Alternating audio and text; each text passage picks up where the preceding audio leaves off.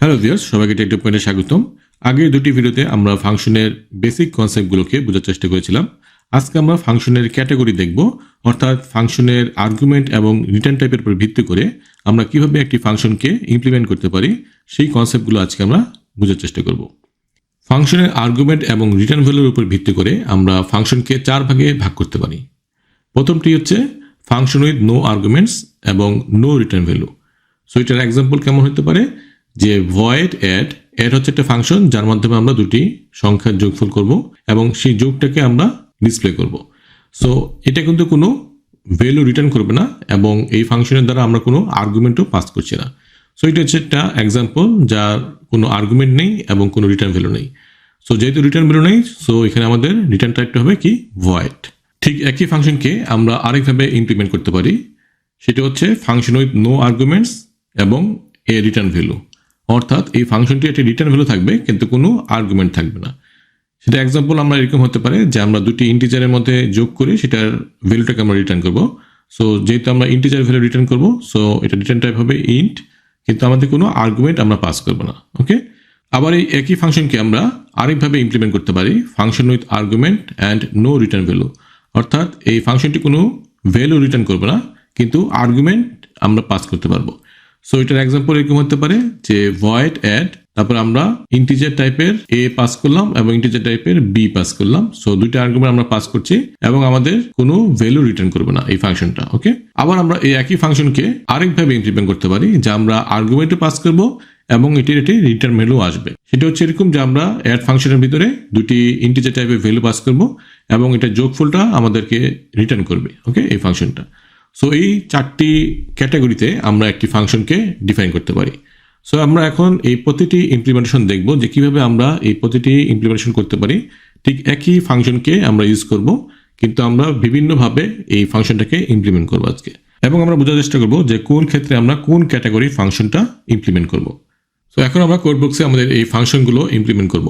So first হচ্ছে আমাদের এই নো আর্গুমেন্ট এবং নো রিটার্ন ভ্যালু, এই ধরনের ফাংশনটা আমরা লিখব। সো আমরা ফার্স্ট এখানে ডিক্লেয়ার করব ফাংশনটাকে। সো আমরা ভয়েড অ্যাড এবং আমাদের কোনো আর্গুমেন্ট পাস করছি না এবং কোনো রিটার্ন টাইপ নাই। Okay, so no argument no return value. Okay, so এইটা হচ্ছে আমাদের অ্যাড ফাংশন ডিক্লারেশন। এবং আমরা ডেফিনেশনটা লিখব ভয়েড অ্যাড, এই ফাংশনটা আমরা ইমপ্লিমেন্ট করব। এখন এখানে যেহেতু আমরা কোনো কিছু রিটার্ন করছি না, সো আমরা এখানেই আমরা লোকাল ভেরিয়েবলগুলো ডিক্লেয়ার করব।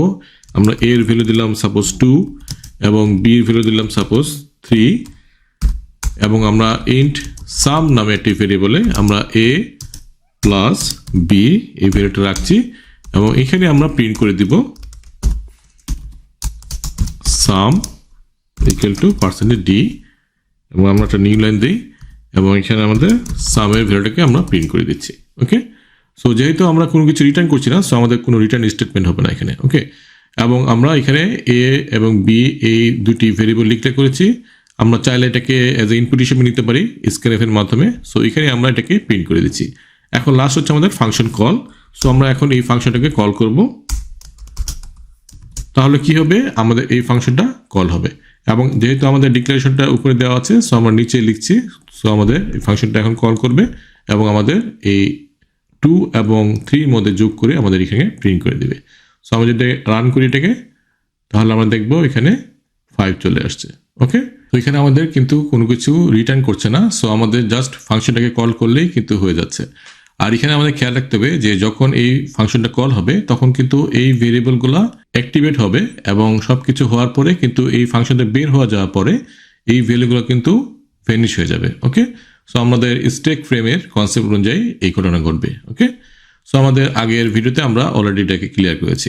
এখন আমরা দেখব সেকেন্ড যে ক্যাটাগরি, সেটা হচ্ছে নো আর্গুমেন্ট এবং এ রিটার্ন ভ্যালু। ওকে, সো আমরা আর্গুমেন্ট কোনো কিছু পাঠাবো না কিন্তু আমাদের রিটার্ন ভ্যালু থাকবে। সো আমি এটাকে জাস্ট ইনঅ্যাক্টিভ করে দিলাম এবং আমরা এই ফাংশনটাকেও জাস্ট একটা কপি করে আমরা এটাকে ইনঅ্যাক্টিভ করে দিই যাতে আমাদের এই ডকুমেন্টটা থাকে। সো আমি এটাকে ইনঅ্যাক্টিভ করে দিলাম। এখন আমাদের সেকেন্ড যে ক্যাটাগরি সেটা হচ্ছে আমাদের ইন্ট অ্যাড। ওকে, সো আমাদের এই ফাংশনটা কি করবে, ভ্যালু রিটার্ন করবে। কি টাইপের ভ্যালু, ইন্টিজার টাইপের ভ্যালু। এখন আমরা সেম ভাবে এই ফাংশনের ডেফিনেশনটা লিখব। সো আমি জাস্ট কপি করে পেস্ট করে দিচ্ছি এবং এখানে আমি লিখলাম ইন্ট। তাহলে এই ফাংশনটা আমাদের ইন্টিজার টাইপের ভ্যালু রিটার্ন করবে। সো আমাদের এখানে একটা রিটার্ন স্টেটমেন্ট হবে এবং এখানে আমরা সাম লিখব। ওকে, তাহলে এই ফাংশনটা ইন্টিজার টাইপের একটি ভ্যালু রিটার্ন করছে, যেটা আমরা এখানে ইন্ট সাম নামে আরেকটি ভ্যারিয়েবলে আমরা স্টোর করছি এবং এখানে আমরা এখন প্রিন্ট করে দেব এই সাম ভ্যালুটাকে। ওকে, তাহলে আমাদের সেম ভাবে আমাদের এই ফাংশনটা কাজ করবে। এখানে একটি জিনিস খেয়াল করা আছে যে আমি এখানে সাম লিখেছি এবং এখানেও কিন্তু সাম লিখেছি। তাহলে আমাদের স্ট্যাক ফ্রেমের যে কনসেপ্টটা, আমরা যে আগের ভিডিওতে আমি এই কনসেপ্টটা ক্লিয়ার করেছিলাম যে যখন এই ফাংশনটা কল হবে এবং যখনই এই ফাংশনটা এক্সিকিউট হবে তখনই এই ভেরিয়েবলগুলো অ্যাক্টিভ হবে এবং যতক্ষণ পর্যন্ত এই ফাংশনটা এক্সিকিউট করবে ততক্ষণ পর্যন্ত এই ভেরিয়েবলগুলো এক্সিস্ট করবে। যখনই এই ফাংশন থেকে বের হয়ে যাবে তখন এগুলো কিন্তু ভ্যানিশ হয়ে যাবে। ওকে, এবং যেহেতু আমরা সামটা রিটার্ন করছি, সো আমাদের সামটা তখন এই ফাংশনের যে সাম এখানে স্টোর হবে।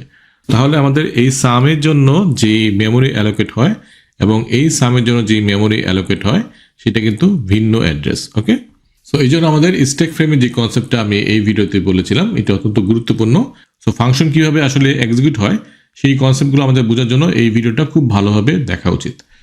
ওকে, সো এখন যদি আমরা এটাকে রান করি তাহলে আমরা দেখব যে আমাদের 5 চলে আসছে। তাহলে আমরা এই সেকেন্ড ক্যাটাগরিটা বুঝতে পারলাম। এখন আমরা থার্ড ক্যাটাগরির ফাংশনটাকে আমরা ইমপ্লিমেন্ট করব। তাহলে প্রথমে আমি এটাকে ডিঅ্যাক্টিভেট করে দিই এবং আমাদের এই ফাংশনটাকে আমরা ইনঅ্যাক্টিভ করে দিলাম। ওকে, এখন আমরা এই থার্ড ক্যাটাগরিটা কি, ফার্স্টে হচ্ছে আমাদের আমরা আর্গুমেন্ট থাকবে কিন্তু কোনো রিটার্ন ভ্যালু থাকবে না। ওকে, তাহলে সেই ক্ষেত্রে আমাদের কি হবে, যেহেতু রিটার্ন ভ্যালু থাকতেছে না তাহলে ভয়েড, তারপর আমাদের ফাংশনের নাম অ্যাড এবং এখানে আমাদের আর্গুমেন্ট থাকবে। সো আমরা ইন্ট এ ইন্ট বি দিলাম। ওকে, এখন এটাকে আমরা যদি ইমপ্লিমেন্ট করতে চাই তাহলে কিভাবে করব, সো জাস্ট আমরা এখানে লিখবো ভয়েড অ্যাড ইন্ট এ ইন্ট বি এবং এখানে এখন আমরা প্রিন্ট করে দিব এই দুটি যোগফল।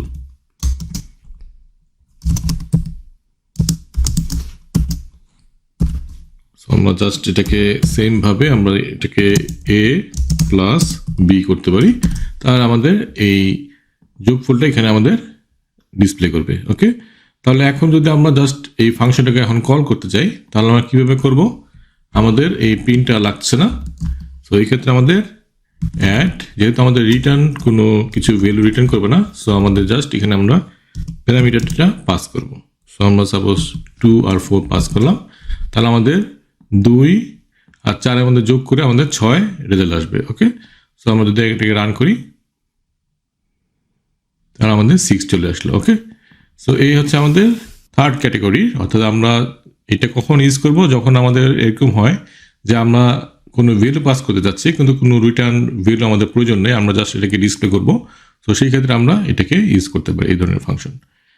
এখন হচ্ছে আমাদের লাস্ট ক্যাটাগরি, সেটা হচ্ছে আমাদের, আমরা জানি এটা অলরেডি আমরা করেছি। সো এটা আমাদের দুইটা আর্গুমেন্ট থাকবে এবং রিটার্ন ভ্যালু থাকবে, অর্থাৎ আর্গুমেন্ট আমরা পাস করব এবং রিটার্ন ভ্যালু থাকবে। ওকে, সো এটা ক্ষেত্রে আমাদের সেমভাবে জাস্ট আমাদের এখানে যেহেতু রিটার্ন ভ্যালু থাকতেছে ইন্ট এবং আমাদের অ্যাডের মধ্যে আমরা পাস করে দিব এখন প্যারামিটারগুলো। সো এখানে আমাদের এ ইন্ট বি। সো ঠিক একইভাবে আমরা এটাকে এখন ইমপ্লিমেন্ট করব। সো এটা আমরা অলরেডি আগেই দেখেছি অন্য ভিডিওগুলোতে। সো আমি এখানে ইন্ট অ্যাড ইন্ট এ ইন্ট বি, এখন আমরা যেহেতু রিটার্ন করছে সো আমরা রিটার্ন স্টেটমেন্ট লিখব এ প্লাস বি। ওকে, তাহলে আমাদের এই ফাংশনটা কাজ করবে। এখন আমরা এটাকে জাস্ট এখানে ইন্ট সামের মধ্যে রাখবো এবং আমরা এটাকে প্রিন্ট করে দেব। ওকে, সো আমরা যদি এটাকে রান করি তাহলে দেখবো 6 আসছে। ওকে, তাহলে আজকে আমরা 4 ধরনের ক্যাটাগরি দেখলাম ফাংশনের, আর্গুমেন্ট এবং রিটার্ন ভ্যালুর উপর ভিত্তি করে সো এই 4 ধরনের ফাংশন যে কোনোটাই আমরা ইউজ করতে পারি। আমি চেষ্টা করেছি অ্যাড ফাংশনটাকে এই 4 ভাবে দেখানোর, যাতে আমরা বুঝতে পারি যে একটি ফাংশনকে বিভিন্নভাবে আমরা ইমপ্লিমেন্ট করতে পারি। জাস্ট আমাদের প্রজেক্টের রিকোয়ারমেন্ট অনুযায়ী অথবা আমাদের প্রবলেম সলভের স্টাইল অনুযায়ী আমরা এগুলোকে ডিফাইন করতে পারি। জাস্ট আমাদের খেয়াল করতে হবে যে আমরা কি চাচ্ছি, সেই অনুযায়ী আমরা এই ফাংশনগুলোকে ইমপ্লিমেন্ট করতে পারি। সো নেক্সট ভিডিওতে আমরা একটি প্রবলেম সলভ করব এবং ক্লিয়ার করার চেষ্টা করব যে কিভাবে আমরা এই ফাংশন ডিক্লারেশন এবং ফাংশন কল এবং ফাংশন ডেফিনিশনের মাধ্যমে আমরা একটি প্রবলেমকে সলভ করতে পারি এবং ফাংশনের এই ক্যাটাগরিগুলো আমরা অ্যাপ্লাই করার চেষ্টা করব আমাদের প্রোগ্রামে। সো দেখা হবে নেক্সট ভিডিওতে। আজকের জন্য আল্লাহ হাফেজ।